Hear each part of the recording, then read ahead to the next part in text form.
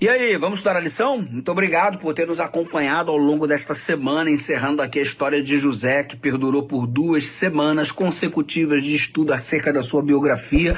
Espero que tenha sido construtivo para você, espero que tenha alimentado a sua fé, sua confiança em Deus, em nome de Jesus, pelo Deus que transforma maldição em bênção, pelo Deus da reviravolta, pelo Deus que faz coisas extraordinárias. Verificamos isso na história deste jovem hebreu.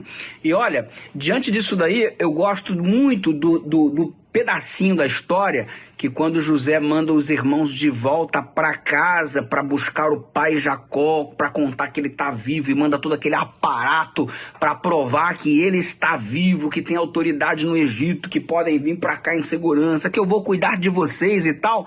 Ele dá uma recomendação lá no capítulo 45, capítulo 46 para os irmãos, dizendo: olha, no caminho, não contendais no caminho. Não quero vocês brigando no meio do caminho em direção à terra de Canaã. Isso aí é muito legal. Sabe por quê? Porque todos nós também estamos indo em direção à terra de Canaã. E o conselho de José para os seus irmãos é muito válido para a gente. Não fiquem brigando no caminho em direção a Canaã. Se todos nós estamos indo em direção a Canaã, não é para a gente ficar brigando no meio do caminho também, gente. Beleza? Não contendais no caminho em direção a Canaã. Então fique esperto com isso daí. Então você percebe que, obviamente, quando os irmãos contam para o pai que José está vivo, a história teve que ser explicada. Porque anteriormente eles disseram que José estava morto, aquela coisa toda, aquela mentirada danada. Tiveram que contar tudo do jeito que aconteceu. Imagina a tristeza do pai ao saber que seus filhos outros venderam José como um objeto.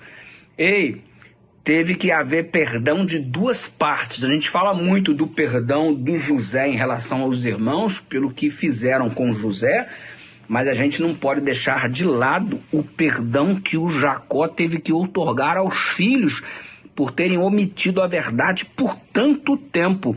E tendo os irmãos visto o pai, Jacó, os irmãos de José viram o pai Jacó lamentando e chorando por anos e não contaram a verdade. Ele estava sofrendo porque imaginava José morto e José estava vivo. Os filhos eram sabedores disso e não contaram absolutamente nada. Então, teve perdão de José? Teve, mas teve que ter também muito perdão por parte do Jacó. Então, os irmãos de José foram perdoados pelo José e foram perdoados pelo pai. Então, perdoados pelo pai Jacó e perdoados pelo filho José. Perdão, é a história do perdão, gente. Então é o seguinte, o pai perdoa, o filho perdoa, e a nossa história também é a história do perdão, né? Não adianta fugir, não adianta ocultar, não adianta fingir que não aconteceu nada. Temos que confessar a nossa culpa e pedir o perdão. O pai está disposto a nos perdoar. O filho, da mesma forma.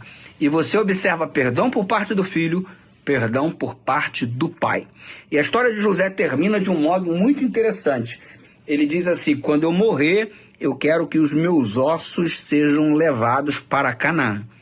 Exatamente, eu quero ir para a terra prometida, eu quero que meus ossos sejam depositados lá. Quando José estava prestes a morrer, a sua perspectiva estava na terra prometida. Quero que meus ossos sejam enterrados lá. Entenderam isso daí? Perspectiva na terra prometida. A história de José termina com essa perspectiva. E a nossa história, como é que está se desenvolvendo? A nossa perspectiva é em direção também à terra prometida? Fica esperto, calibre essa perspectiva aí, que devemos marchar para a direção correta, em direção à terra de Canaã. Lá está toda a nossa perspectiva, em nome de Jesus. A gente não nasceu para morar no Egito, não. Foi para a terra de Canaã. E é para lá que estamos indo, para Canaã, em nome de Jesus. Um abraço, esteja pronto e preparado e ore comigo. Pai querido, prepara-nos para irmos para Canaã, em nome de Jesus.